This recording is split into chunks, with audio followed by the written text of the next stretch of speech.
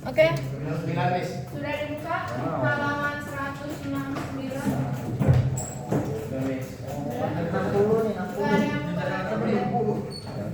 Kalau misalnya nggak ada, udah nggak apa-apa kamu dengarkan dan bisa lihat teman sebelahnya. Karena kalau ibu nyuruh kamu balik ke asrama, percuma juga terbuang waktunya dan nyampe sini udah selesai bisa jadi.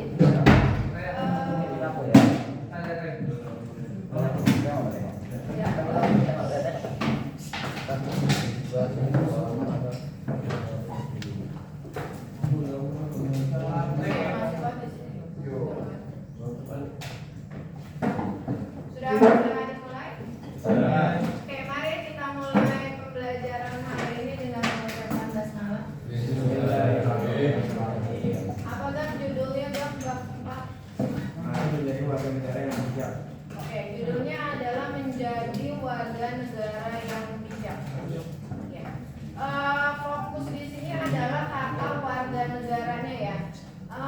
Sebelum kita menjadi warga negara yang bijak, ada poinnya yaitu dari lingkungan sekolah dulu, berarti menjadi warga sekolah yang bijak. Khususnya kamu adalah warga ICM, berarti otomatis menjadi siswa ICM yang bijak. Bagaimana caranya menjadi siswa ICM yang bijak? Oke, yakin semuanya udah tahu. Pertanyaannya adalah apakah semua peraturan kamu ikuti dan larangan tidak dilakukan? Ada yang jawab insya Allah, ada yang tidak, ada yang iya, ada yang kadang, ada yang macam-macam. Ya, sederhana memang ketika kita mengucapkan itu tinggal mentaati mengikuti aturan yang ada, sederhana. Tapi ketika kita akan menjalankan itu, apakah sesederhana itu? Tidak. Nah, tapi yang pasti kamu tahu apa yang boleh, apa yang tidak boleh, ya. Ini Ibu skip. Kenapa? Karena di asrama pun sudah disampaikan, di tiap homeroom dengan varian pun sudah sering. Jadi intinya kita menyampaikan adalah bagaimanapun itu untuk menjadi warga negara yang bijak, warga negara yang baik, warga negara sekolah dan warga negara masyarakat yang baik, ya intinya adalah mengikuti aturan yang ada. Ya, itu akan menjadi warga negara yang bijak. Karena ini adalah hal-hal yang umum. Ibu yakin kamu udah sering dinasehati untuk ya udah ikuti aturan ini, aturan itu, aturan A, aturan B, aturan C. Ya, kamu udah nyadar itu, udah. Kemudian, kenapa di sini fokusnya adalah warga negara? Karena kalian tahu?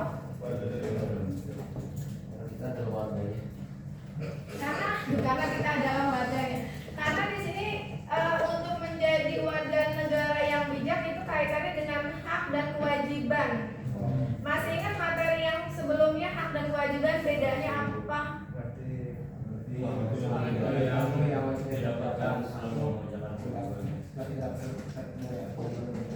Oke, alhamdulillah masih ingat.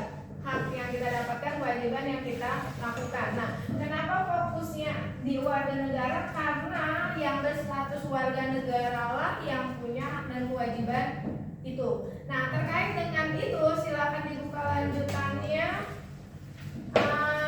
Pengertian hak dan kewajiban sambil lewat aja. Di situ ada pengertian dan hak dan kewajiban. Ibu skip karena sudah pernah, termasuk undang-undang yang terkait dengan hak dan kewajiban warga negara juga ada. Betul, ketemu? Sampai dibaca ya. Pasal-pasal ada di situ. Ini kalau ngomongin pasal ngantuk ya. Nah, itu silakan kamu baca sendiri, Ibu skip. Nah, itu karena materi yang tidak perlu dijelaskan. Lagi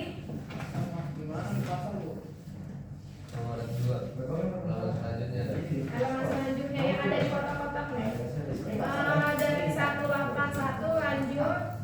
Contohnya 182, 183 ya itu silakan kamu baca ya. Sering-sering dibaca nanti hafal dengan sendirinya. tapi kayak bijak muncul itu nggak? Saya bikin soalnya ada sekitar 6 pasal yang keluar. Itu biar ganda atau masuk ke esai biasanya pasal ini bunyinya apa? Pilihan ganda itu ada 5, esai 1. Tapi memang kecenderungannya bukan lagi misalnya bunyi pasal ini itu kan materi atau soal cuma di C1. Tapi yang berikan soalnya di C3 yang dimana bunyi pasal ini, maknanya dari pasal itu adalah apa? Tapi nggak perlu ngapalin pasalnya, kalau penting cuma memahami aja. Ya, tapi kan harus tahu dulu isinya. Atau harusnya sebenarnya itu nggak perlu nampilin bunyi pasal. Jangan dong. Jadi kamu kerja 2 kali ingat sama maknanya gitu. Ini terlalu pasal ya Allah. Sudah. Lanjut halaman 190. Lewatnya banyak nih ya. Kamu tanya Baik. Fungsi warga negara. Ya. Apa itu judulnya? Fungsi juga tanggung jawab sebagai warga negara. 190. Yang sini. Oh ya. Judulnya adalah asas penentuan kewarganegaraan. Ada berapa aja? 3 Reza? orang Reza. Tidur dia. Ada berapa? Hari jam 9 kan? Ini gua Ya. Apa? Coba dibaca 3 itu apa aja? Yo. Ingatnya minuman. Posisi warga negara, tugas warga negara, dan tanggung jawab warga negara. Oh yang ini. Halaman 190 ya. Yang ini. Yang bawah yang atas. Yang ini. Ini jus soli. Nemu kan? Kondisi tempat tuh. Ya. 3. Ibu tambahkan. Jus soli, jus san. Gini, ya di beberapa sumber dia menyebutnya pakai huruf J, tapi umumnya ius. Jadi kalau misalnya ibu terbiasanya adalah ius soli, ius sanguinis, ibu jarang pakai huruf J. Karena umumnya di beberapa buku, ibu baru nemuin buku ini dia pakainya J, bukan pakai I. Ya, atau ini ejaan nama bisa jadi. Tapi J itu bukan I kan, Y yang I kan. Ya, mungkin karena ini menggunakan bahasa Romawi bisa jadi. Oh, naturalisasi nggak ada. Oke. Ya, ini ada perbedaannya. Kita bahas satu-satu dulu. Coba dibaca Andi Rayhan. Yang dimaksud dengan iusoli apa Rayhan? Orang yang secara otomatis menjadi warga negara dari negara tempatnya dilahirkan. Artinya negara tersebut menganut asas jus soli. Oke, singkatnya itu ya, penentuan kewarganegaraan berdasarkan tempat lahir. Berarti dengan kata lain, kalau ada seorang bayi baru lahir di negara yang menganut ius soli, dia akan punya kewarganegaraan itu. Kebalikannya ius sanguinis, coba ada buku kah? Pinjam kemana?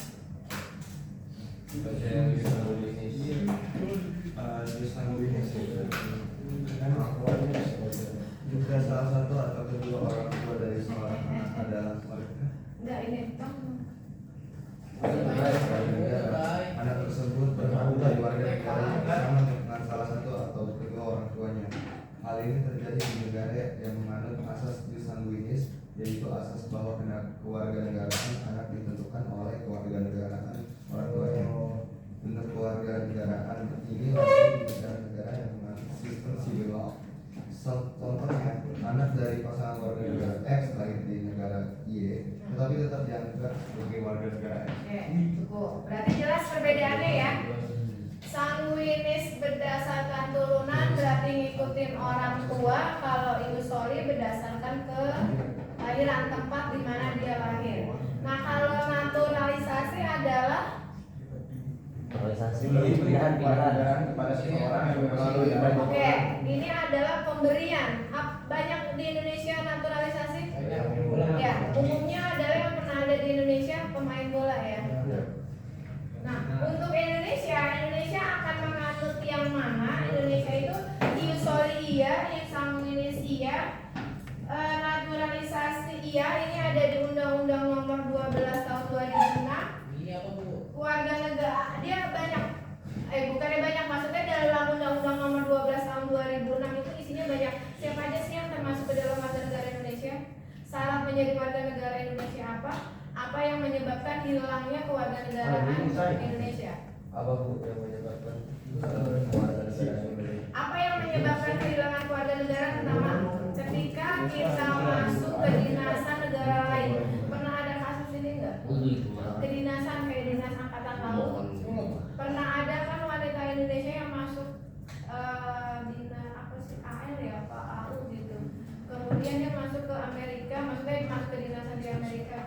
Nah otomatis kan ketika dia masuk ke dinasan yang TNI lah, anggaplah kayak gitu, otomatis kan ketika dia menjadi TNI di negara lain, tugasnya adalah melindungi negara itu. Berarti secara otomatis warga negara Indonesia-nya hilang menjadi warga negara di mana dia ikut TNI itu. Amerika. Yang pernah ada tuh kalau nggak salah perempuan Indonesia dia ikut TNI, cuma dia lupa antara darat atau udara gitu, otomatis dia menjadi warga negara Amerika. Dan beberapa lagi contoh seperti Arkandra, pernah dengar nggak? Arkandra Taher yang dulu ketika masa SBY, udah gak lama sih dia mau dijadikan menteri, tapi karena statusnya adalah warga negara Amerika dibatalkan. Kenapa dia bisa hilang warga negara Indonesia? Karena dia tinggal lama di Amerika, lebih dari 10 tahun dan dia tidak melaporkan, dalam arti apa namanya, dia kuliah, awalnya kuliah, kemudian merasa nyaman, ada tinggal, bekerja dan memiliki keluarga di Amerika, tapi dia tidak mengurus apa namanya surat-surat sehingga warga negara Indonesia hilang. Dan kemarin ketika mau dijadikan menteri dia batal. Kenapa? Karena warga negaranya bukan Indonesia tapi menjadi Amerika. Tapi ketika pengajuan itu dia mengajukan diri lagi menjadi warga negara Indonesia. Nah, orang asing yang mau menjadi warga negara Indonesia itu ada syarat untuk tempat tinggal ya. Kalau misalnya 5 tahun itu berturut-turut, ini sebaliknya juga ketika kita di luar, tanpa kita mengurus surat apa namanya visa atau yang lainnya ya. Misalnya kita visanya habis, tapi kita nggak urus, itu bisa langsung otomatis hilang. Itu 5 tahun berturut-turut atau 10 tahun tidak berturut-turut. Itu ada di undang-undangnya, nanti kita bahas. Itu tidak perlu dijelaskan karena dia jelas 1, 2, 3, 4 ya. Yap. Kalau kedutaan kan memang dia tinggal di suatu negara, memang jelas dalam rangka mewakili negara Indonesia ke negara lain. Yang tugasnya memang melindungi, representasi berarti mewakili, kemudian dalam rangka menjalin persahabatan, dalam rangka komunikasi dan sebagainya. Kalau yang dimaksud di sini adalah yang dia ketika keluar negeri tanpa ada surat tapi dia tidak memperbarui surat itu ketika masanya habis. Kalau misalnya kamu kuliah di sana, kamu kan jelas visanya misalnya untuk kuliah misalnya 3 tahun, 5 tahun itu kan jelas. Tapi ketika misalnya masa kuliahnya 5 tahun habis dan kamu masih tinggal di situ misalnya 6, 7, 8 tahun, otomatis kan visanya habis tapi kamu tidak perpanjang dan status kamu masih di negara sana gitu. Itu akan bisa menjadi hilang. Ya. Berarti kita dianggap warga sana gitu. Terus masih di Indonesia. Kalau kamu tidak melengkapi berkas dan mengurus surat-suratnya, berarti kan status kamu di Indonesia, kita secara sipilnya kehilangan berkas kamu, jadi hilang warga negara kamu. Kecuali kamu perpanjang, kamu urus, balik lagi menjadi warga negara Indonesia. Kalau ada yang dilahirkan di negara yang justoli, tapi negara asal orang tuanya itu pakai jus sanguinis itu, dia tuh anaknya tuh jadi ikut yang mana? Oke, buka halaman. Oh ini 191 sampai 192. Dari kasus ini akan menghasilkan apa? Apartheid dan privat. Dari baca apa bedanya ini apartheid dengan privat? Dari dia ngambil keluarga negara kan dulu. Misalnya dia orang tuanya sanguinis terus Nah kalau akan menghasilkan ini kan. Nah kalau apartheid itu tidak, berarti tidak ada warga negara. Kenapa bisa begini? Kalau ini ganda. Contoh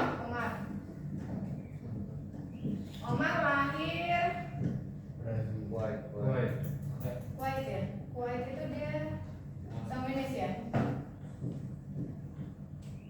Pakai W ya. Lahir di Kuwait. Nah Kuwait itu misalnya menganut jus sanguinis. Kemudian ortunya jelas Indonesia ya. Indonesia dia semuanya Josolia sanguinis ya. Anggaplah misalnya kita nulisnya Soli aja. Nah berdasarkan kasus ini, coba diperhatikan kasusnya ya. Omar lahir di negara Kuwait yang menganut ius sanguinis. Orang tuanya dari Indonesia yang menganut ius soli. Nah, pertanyaannya adalah ini ada di soal US besok. Status Omar adalah jawabannya Kuwait, Indonesia, apartheid, di gambarnya ini atau di ada yang bisa jawab? Apatrida? Ada jawaban lain? Ada jawaban lain? Atau ada yang emang belum jawab karena bingung? Indonesia. Indonesia, akan Indonesia. Kalau Louis, kalau Patan ini, ada jawaban lain? Yang benar yang mana? Atau ada yang nggak tahu jawabannya apa? Nggak tahu. Jawabannya adalah lahir di Kuwait. Kuwait itu menganut asas ius sanguinis. Sanguinis apa tadi? Ikut orang tua. Ya. Orang tuanya dari mana? Indonesia. Indonesia. Ya, enggak. Indonesia ibu nulisnya sorry ya, enggak sanguinis, saya ibu skip dulu ya. Karena ini kan contoh kasus dulu ya. Nah, ketika Omar lahir statusnya yang mana? Kecuali ibu nulisnya ius sanguinis juga di Indonesia, benar jawaban Fatan. Tapi kalau soalnya ini Indonesia ibu hanya menulis ius sanguinis, jawabannya benar Louis. Tapi tidak ada. Louis apa tadi? Salah deh, apa tadi deh? Benar Louis. Salah ibu salah nulis. Tapi Bu, kalau nggak ada pendudukan kayak gitu jadinya dia gimana? Birokrasinya mengajukan diri, betul. Karena ketika misalnya anak lahir tanpa status, apakah dibiarkan orang tuanya? Tidak, pastinya akan diajukan, diurus surat-surat, akte dan lain sebagainya. Tapi ketika kasus dia sebaliknya, pernah ada kasus sebaliknya? Tunggu, ini jawaban ini masih ada yang bingung nggak? Aman. Aman. Ibu balik ya kasusnya ya. Sama aja sebenarnya cara menjawabnya. Ganti ibu ganti. Louis. Tapi jangan yang Yusawi ini selanjutnya di negara yang Yusoli. Saudi itu Yusoli atau Yusawi? Saudi itu kalau nggak salah sanguinis deh. Karena yang pernah ibu tahu, nanti coba dicari karena ibu nggak hafal, jujur ibu nggak hafal semuanya. Yang sekilas ibu baca, yang Yusoli itu jarang. Mayoritas ada di negara Amerika atau Amerika Latin yang ilus soli. Makanya untuk kasus yang orang Indonesia tadi itu karena dia lama tinggal di sana akan kehilangan warga negara Indonesia menjadi warga negara Amerika karena Amerika yang menganut adalah ilus soli. Contoh yang Amerika aja yang jelas ya. Dia Brazil. Lahir di Brazil. Nah, Brazil ini menganut asas ius soli. Ortunya dari Prancis. Misal, Prancis ini menganut sanguinis. Nah, ini soalnya perlu balik. Jawaban ini adalah Repatrié. Louis ketika lahir punya kewarganegaraan Brazil dan punya kewarganegaraan Prancis. Boleh begini? Boleh, tapi ganda boleh, di Indonesia boleh, tapi terbatas. Kenapa terbatas? Sampai usia tertentu. Untuk di Indonesia sampai usia 15. sampai usia tertentu dalam arti ketika misalnya dia mencapai usia tertentu harus milih salah satu. Kalau KTP di Indonesia kan 17 ya, tapi penentuan kewarganegaraan itu sampai dengan usia 18. Kalau 21 25 itu usia menikah minimal. Ya, sekarang udah dinaikin usianya. Kalau dulu kan 19 21. Sekarang 21 25 ditaikin. Karena itu. Kenapa Pak? Kalau kayak permasalahan nikah 17 nggak boleh Bu? harus pilih. kalau ganda gitu berarti punya dokumennya dua dong. Paspornya bisa dua, KTP bisa dua. Tergantung pernah ada anak ibu ICM dia statusnya 2 Jepang dan Indo, siapa tuh angkatan Fostera. Tapi kebanyakan pertama karena dia tinggal di Indonesia, ada dokumen Indonesia, tapi ketika dia sudah 18 kemarin ikutannya dia memilih kewarganegaraan Jepang. Kenapa? Karena secara prosedur dia mengakui prosedur perpindahan kewarganegaraan itu lebih mudah di negara lain dibandingkan prosedur di Indonesia. Iya, Omer. Kalau kamu lagi di pesawat di lautnya kayak international water gitu loh. Itu kamu jadi dari mana? Maksudnya orang tua itu Saudi negaranya. Tapi kamu kan international water kan? Kamu. Berarti dalam arti ketika status tertentu di kapal yang dia berlayar berjam-jam sedangkan ibu itu lagi hamil harus melahirkan di situ gitu ya, otomatis kan di atas negara apa biasanya Kalau kayak lagi melewati negara. bisa jadi. Nah kalau yang Omar maksud itu adalah ketika wilayah lautan yang dilewatin itu milik bersama berarti ya. Iya. Kan di laut itu ada batas-batasnya kan, sampai berapa milik Indonesia, sampai berapa milik bersama atau laut bebas.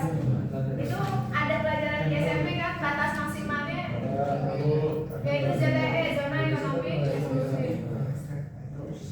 Nah kalau terkait dengan itu betul yang pertama tadi Arsi bilang, tergantung laut mana yang dilewati itu udah jelas. Nah tapi kalau dianggap milik bersama, balik lagi ke yang tadi, ketika orang tuanya melahirkan, otomatis kan dia akan memproses atau mengurus surat-surat itu ketika dia nanti ada di darat. Ya. Jadi apa asal kapalnya misalnya Bisa. misalnya lahir di pesawat Qatar Airways itu kan mengikuti aturan dari negara Ya. Qatar ya. Itu juga termasuk karena terkait dengan dia lahir di perlintasan, ya tentunya yang berlaku adalah itu wilayah yang dia tempati. Kalau daratan jelas, tapi kalau misalnya pesawat kapal ya tadi. Tapi kalau kayak Qatar Airways, tapi dia itu berangkatnya dari Indonesia. Dia Indonesia pesawat benar. Tidak bisa. Produksinya. Ya berarti kan ya intinya balik lagi kita penentuan ini tidak sekaku dalam arti kalau sekaku itu ya daratan, tapi kalau terkait dengan gimana ketika dia lahir yang sifatnya bergerak, memang bergerak ya kendaraannya ya. Ya, tapi untuk kasus seperti itu jarang sih ya. Dan akan diprosesnya itu ketika dia transit atau berlabuh atau misalnya sampai di tempat tujuan. Jadi umumnya ketika misalnya dia berada di perjalanan itu belum dihitung dan dihitungnya ketika dia nyampe gitu. Jadi belum ada. Umumnya begitu. Iya. Umumnya. Tapi ngikut asal mendarat harus. Kenapa? Tapi ngikut mendarat ya. Iya. Umumnya. Tapi kalau kayak ini kan tergantung balik lagi kepada orang tua dia mau memproses yang mana. Ini nih jawabannya udah clear? Atau masih ada yang bingung? Ini jawabannya adalah ganda. Kalau sampai umur kayak melebihi kayak waktu umur berapa nih? Udah harus punya warga negaraan, tapi dia masih belum bikin warga negaraan dia, jadi itu gimana? Kalau kayak gitu, kita Indonesia kan punya dokumen ya, dokumen dan di situ sekarang apalagi sistemnya apa? IKTP online. Nah, pastinya akan ada pemanggilan untuk penentuan itu. Kenapa Indonesia tidak mengizinkan ganda? Karena itu tadi balik kepada hak dan kewajiban. Kalau dia misalnya punya dua, dia mau ngikutin hak negara yang A atau negara B, atau dia mau ngelakuin kewajiban negara A atau negara B. Nggak mungkin juga ibaratnya ada satu orang punya dua warga negara, dia melakukan kewajiban di dua negara. Pastinya juga dia akan segera untuk memproses kewarganegaraan dia. Jadi jarang kalau misalnya udah waktunya 18 dia nggak milih kewarganegaraan sampai misalnya usia 25, otomatis kan dia akan kewajibannya juga double hak, dia akan double. Makanya di Indonesia itu harus segera menentukan. Tapi kalau yang ada keluarga negara ganda, itu kan kalau orang tuanya ya, orang tuanya itu contohnya saya dari Indonesia, tapi orang tua saya dari Oh ya banyak tuh. itu Indonesia Arab, terus bapak saya kayak Prancis Brazil, itu berarti saya dapat 4. Oh gini, berarti kan ini ibu, Ya, keren. ibu gini, Indonesia Arab. Indo Arab. Nah otomatis ketika dia jadi ibu dia nggak punya dua, dia kan udah jadi ibu usianya udah lebih dari 18, pasti ibunya kalau nggak Arab Indo gitu kan, nggak mungkin punya 4.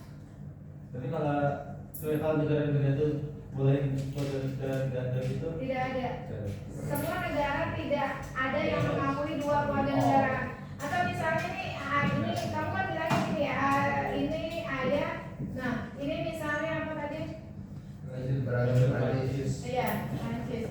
Nah, otomatis dia udah jadi ayah udah lebih dari 18. Ada negara yang 21 ya. Otomatis ini ibu ini jadi ayah dia nggak mungkin masih punya dua-duanya. Pasti ini salah satu, ayahnya juga salah satu. Berarti anggaplah ini Arab, ini Prancis. Berarti kan ketika anaknya lahir tetap 2, nggak akan jadi 4. Hanya maksimal 2 kalau berdasarkan kasus ini. Pun misalnya nanti kalau diurutin lagi ini beda lagi keluarga negaranya ini, tetap ketika dia udah jadi ibu atau jadi ayah, 1 doang keluarga negaranya, apalagi usia ibu dan ayah itu pasti 18 plus. Mungkin ada yang menikah misalnya usia 13, tapi secara catatan sipil dia belum tercatat gitu. Nanti akan dicatat ketika dia udah 18 plus atau umur dia dilebihkan.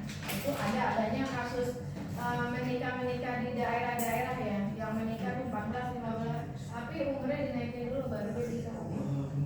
Berarti pas ibunya udah milih negara, saya udah milih negara yang berbeda.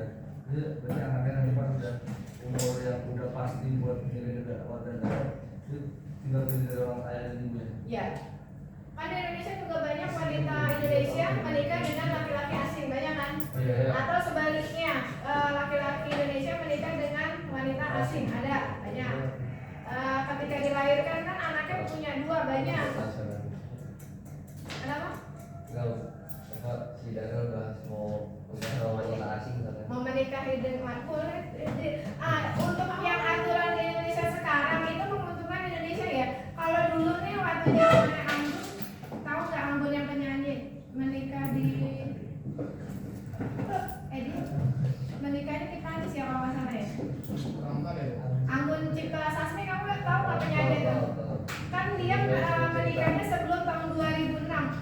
Aturan dulu wanita sebelum tahun 2006 menikah dengan laki-laki asing hilang keluarga negaraannya.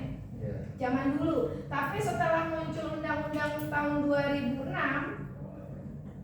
tidak lagi gitu. Jadi wanita Indonesia menikah dengan laki-laki asing tidak kehilangan keluarga negaranya, bahkan anaknya bisa menjadi warga negara Indonesia dan sebaliknya. Jadi undang-undang yang ada itu sangat menguntungkan dan sangat menjadikan warga Indonesia itu fleksibel.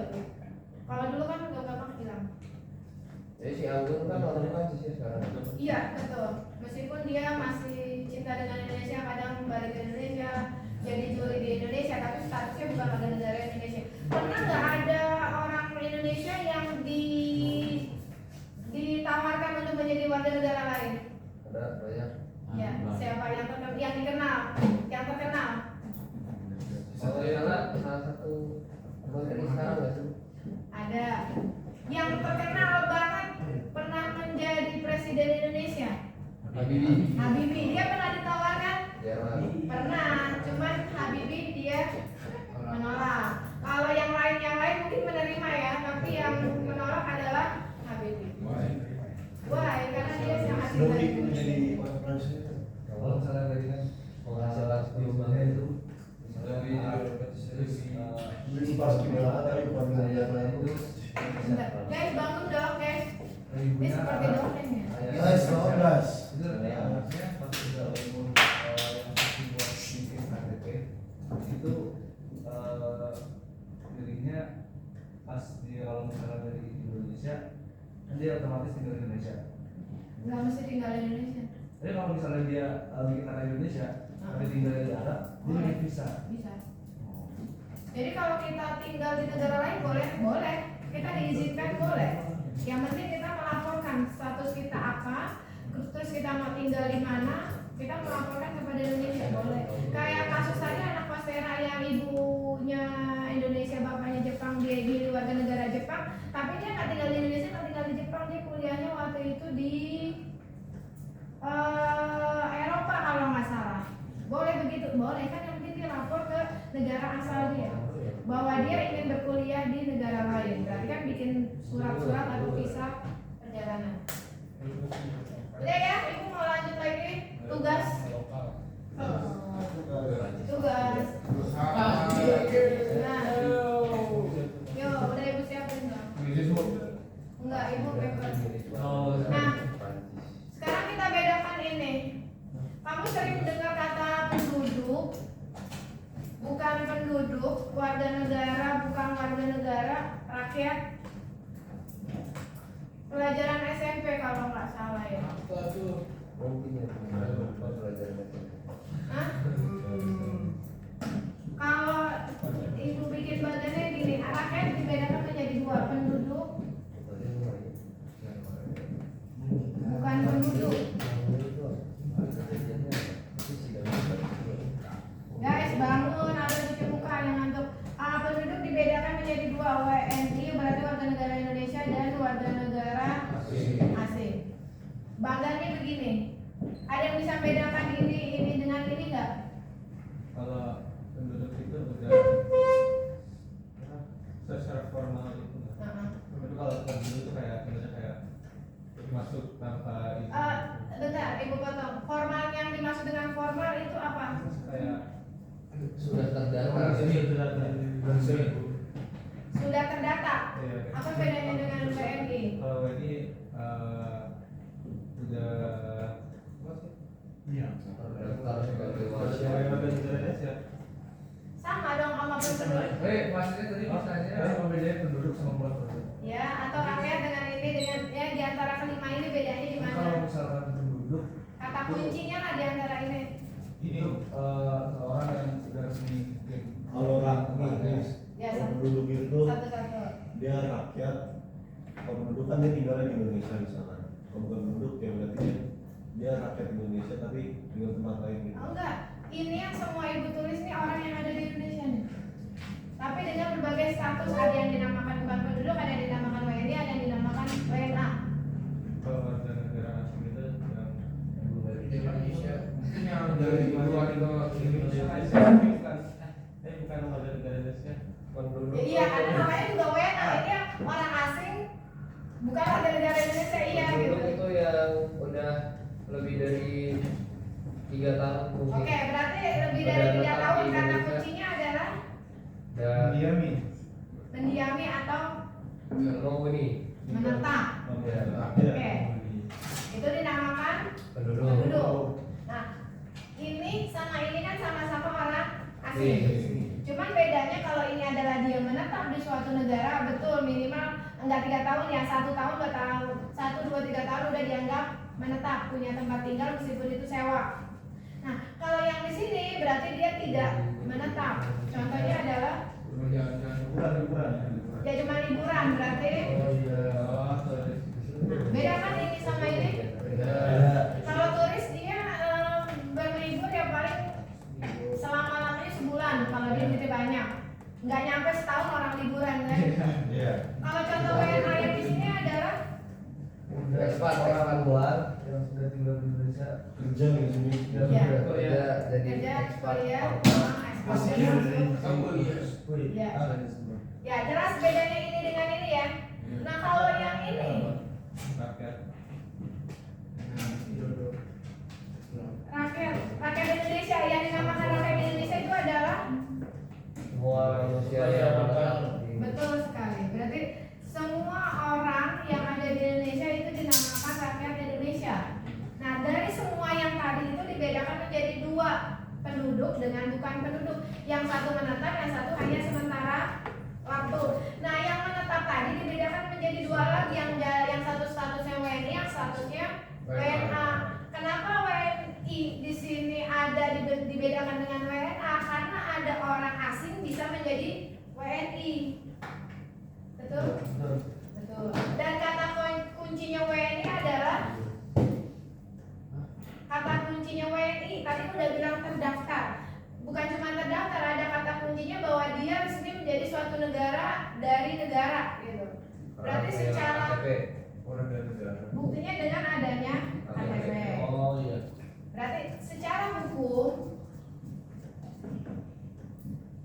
diakui sebagai warga dari suatu negara dengan bukti apa? Dia punya KTP. Kalau misalnya belum 17 berarti ya KTA terdaftar di kartu keluarga. Oh iya kaya. Ya itulah ibarat intinya identitas yang bisa menyebutkan dia sebagai anggota dari suatu negara. Kenapa ada kata kunci secara hukum diakui? Kaitannya sama yang tadi, hak dan kewajiban dia. Karena hak dan kewajiban itu adanya di Undang-Undang Dasar. Oke, sampai sini jelas? Kalau ada kayak warga negara asing yang masuk ke Indonesia kayak diam-diam gitu kayak nggak ya dia tuh terus dia itu nggak ketangkap sampai 5 tahun gitu, dia tuh termasuk penduduk tetap atau enggak?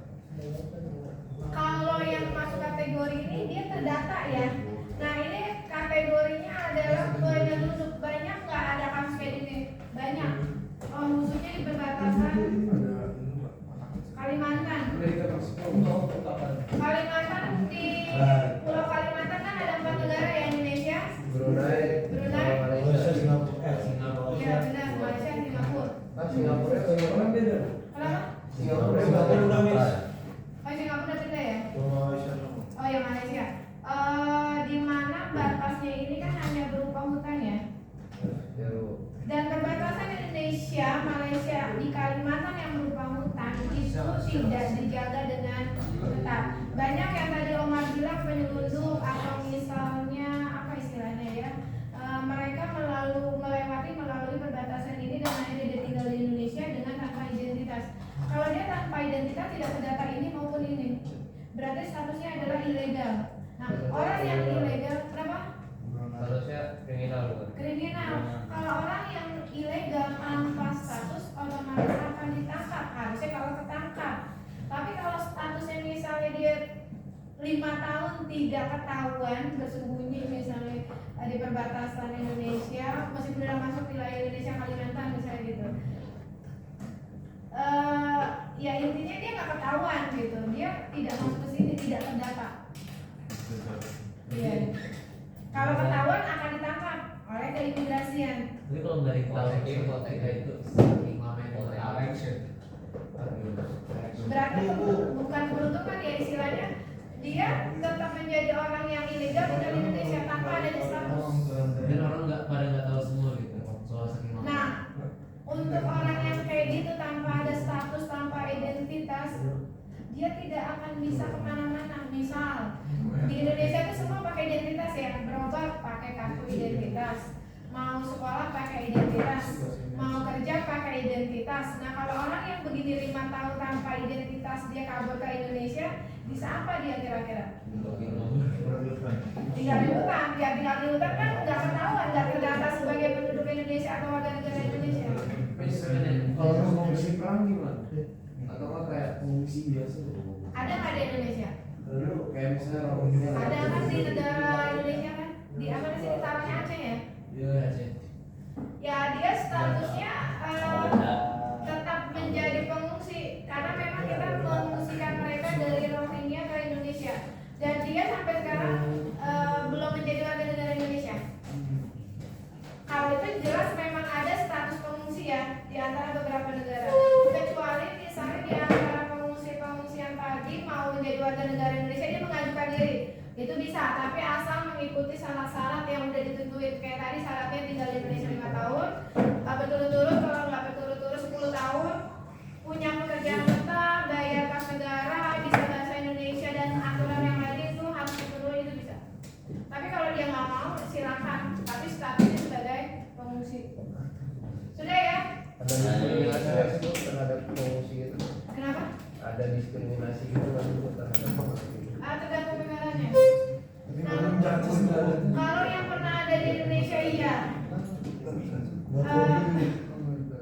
Kalau dibilang melunjak, iya. Makanya kemarin rame tahun kemarin kan banyak yang wanti-wanti jangan sampai orang itu sama sepertinya Israel ke Palestina. Dia kan diungsikan di Indonesia, diterimakan iya, dikasih uang nggak? Iya, kalau nggak salah 1,5 juta per bulan. Oh iya. Nah, itu ibaratnya dia udah dikasih makan, dikasih uang, dan tinggal bebas di Indonesia meskipun ada wilayahnya ya. Nah, itu tuh sebenarnya PR buat Indonesia itu. Ibaratnya kita punya warga negara Indonesia yang ibaratnya di bawah garis kemiskinan aja tuh nggak kita urusin ibaratnya. Padahal di Undang-Undang Nomor 34 pakai miskin anak rata dipelihara oleh negara. Tapi Indonesia lebih memelihara, bukan lebih memelihara ya. Pengungsi itu dibiayai, tapi warga negara Indonesia yang sebetulnya malah seperti ditinggal, diabaikan atau tidak diurus. Ya meskipun nggak semudah itu ya memang ya. Kalau kita bandingin kok Indonesia nggak maju-maju sih. Iya, bayangkan Indonesia dari Sabang sampai Merauke beda dengan Brunei yang cuma setitik, warganya dikit, gampang aturnya.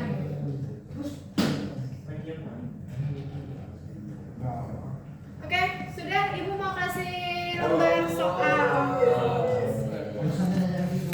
Wajib ini karena Biar sekali semua tuh kan. iya. Ini yang tadi ditanyakan Uri tentang orang asing mau jadi warga negara Indonesia. Karena udah banyak yang tidur nih dan nggak tidur. Iya apa enggak? Hah? Merah dia. Gua enggak lah. Emang gua sosial atau kuliah? Beda. Saya sampai kelas 12 cuma tahu orang kasih orang yang agak stres. Karena jangan dong. Guys. Anjuran baru. Mana kalau warga negara nggak ngerti. Gimana kalau warga negara Indonesia nggak ngerti PPKM? Nah, tujuan belajar PPKM kan itu. Masih nggak ngerti. Boleh nggak? Halo ya. Mananya yang nggak ngerti? Kan ini masih dalam proses belajar. Kalau masih ada yang nggak ngerti wajar. Silakan kalau mau ada yang ditanyakan kan proses belajarnya itu kan bukan di 10, 11, 12 di kuliahan masih ada warga negaraan. Kalau yang nangkep di sini buka, sini buka. WA Batak Sampai. Oh, Batak sama.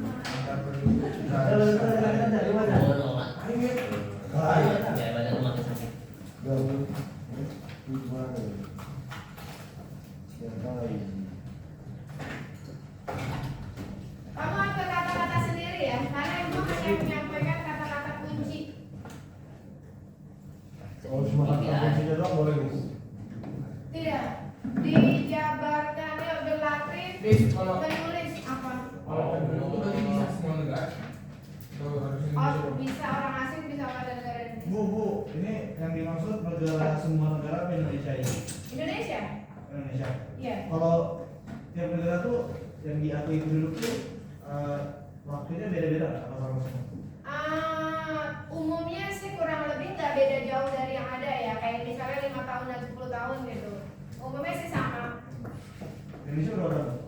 Minimal 1 tahun dianggap sudah menetap. 1 tahun. Minimal 1 tahun. Tapi punya data lengkap kan Bu?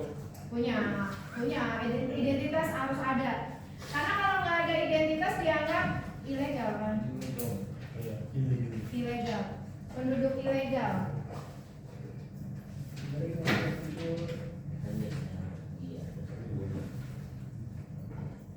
Kita kurang lebih 4 menit lagi. Dia selesai. Awas diusahakan. Kalau misalnya memang waktunya nggak cukup karena tersisa 4 menit, yang penting tidak hilang. Kalau bisa kamu selesaikan hari ini kamu kumpulkan. Kalau tidak bisa berarti Jumat depan harus sudah jadi. Senin. Ya, Sebenarnya kan mana libur. Senin libur. Selasa. Kamis. Rabu Kamis ujung-ujungnya Jumat. Ya intinya lebih cepat lebih baik. Malah nyontek buku. Lah, bukan ada fungsi. Nggak masalah, boleh. Ini bukan ulangan. Oh. Boleh baca buku, boleh browsing, silakan. Ya masuk dong yang tidur bukan. Ada yang ada kawas. Ayo Tay, bangun Tay. Oh, beda ya. Ayo, gimana pulpennya biar nggak ngantuk dibaca. Kelas ya. Oh, dia lulus.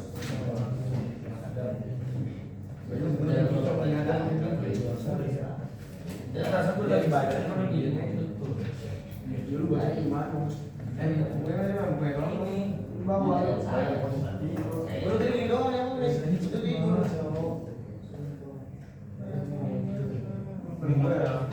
Kerja dulu ini aku buku.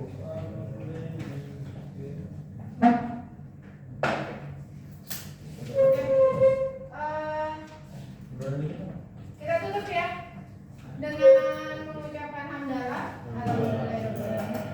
Silakan kamu lanjutkan sambil menunggu Pazam. Untuk pertemuan selanjutnya nanti kita akan bahas terkait dengan bela negara. Dan untuk selanjutnya berarti minggu selanjutnya udah terakhir kita unit test ya. Ya karena kan pertemuan ibu cuma 3 kali ya, hari ini udah itu tinggal 2 kali, minggu depan kita bahas bela negara, udah unit kasus ujian, udah cepet. Materinya ini nggak jauh-jauh dari Yusoli, Islamwidis, keluarga negara, penduduk. Kalau yang nggak diajarin nggak